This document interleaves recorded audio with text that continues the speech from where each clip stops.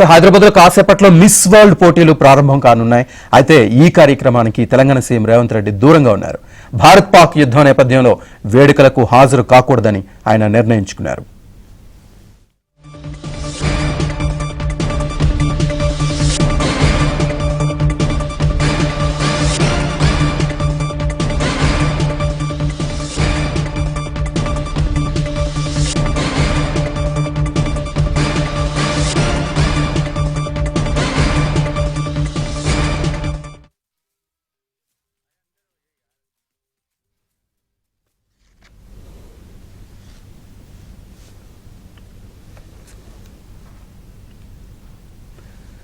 హైదరాబాద్ లో కాసేపట్లో miss world పోటీలు ప్రారంభం కానున్నాయి. అయితే ఈ కార్యక్రమానికి తెలంగాణ సీఎం రేవంత్ రెడ్డి దూరంగా ఉన్నారు.